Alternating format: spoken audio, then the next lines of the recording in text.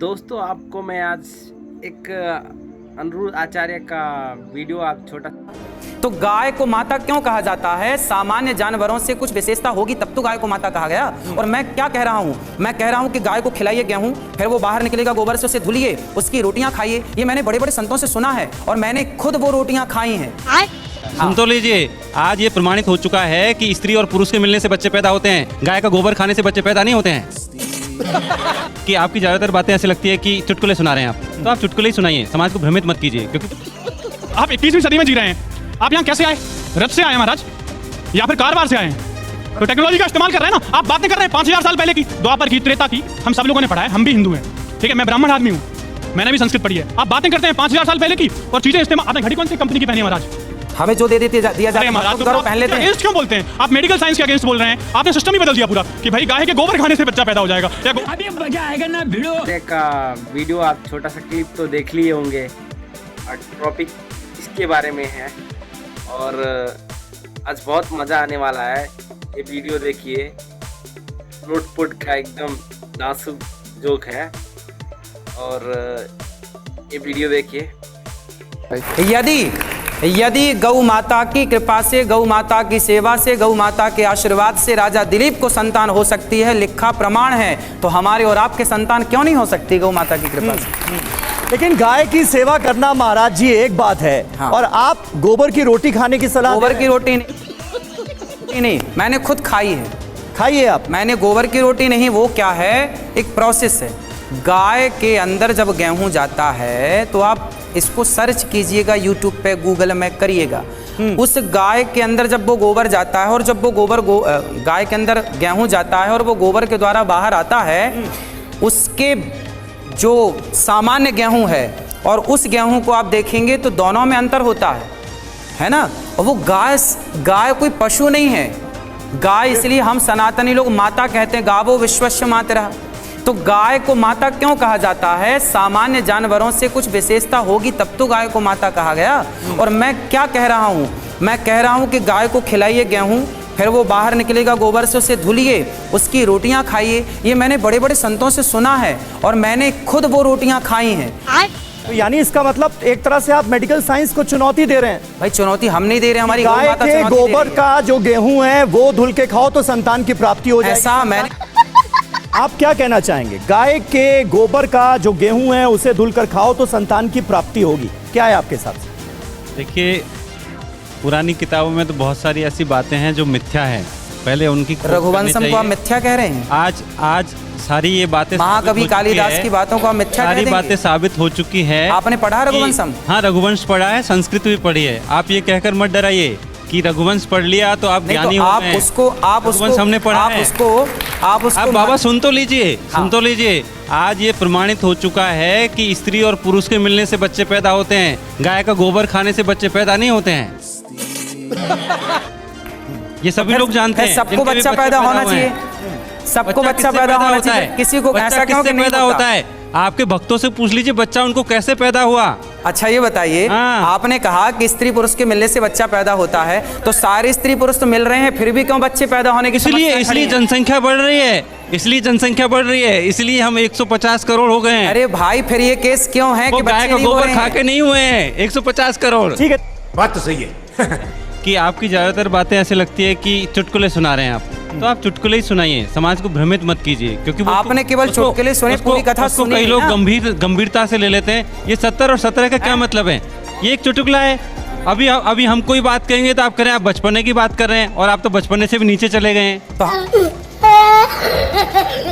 आप मुझे बड़ी छोटी सी अब एक मिनट एक सुन लीजिए। हाँ। एक आदमी अपनी शादी में दूल्हा नाच सकता है, दुल्हन नहीं नाच सकती। ये मुझे समझ नहीं आया। दूल्हे की खुशी अलग है, दुल्हन की खुशी अलग है, ऐसा क्यों? दूसरा आप कह रहे हैं, इन्होंने क्या बोला था अभी वो के बच्चे नहीं, IVF के ज़माने में, सरोगेसी के ज़माने में, और जहाँ पे अब आप देखिए चाइना, अमेरिका वगैरह कंट्री में जहाँ पे गाय की वो पूजा नहीं करते, इसका मतलब है वहाँ बच्चे नहीं होते उनको नहीं।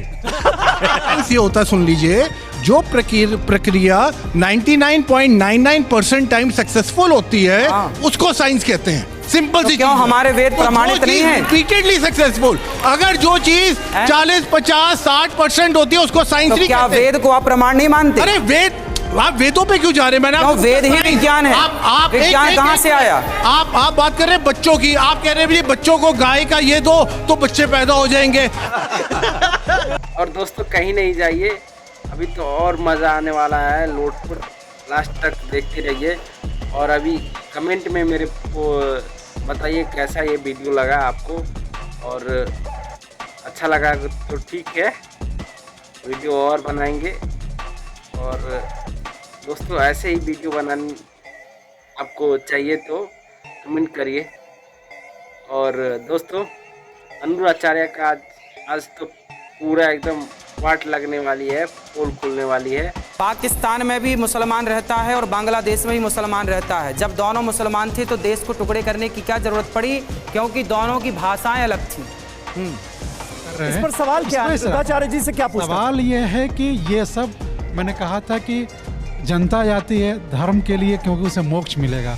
धर्म का व्यापार करने वाले लोग इसलिए आते हैं क्योंकि उसे अर्थ मिलेगा, काम मिलेगा।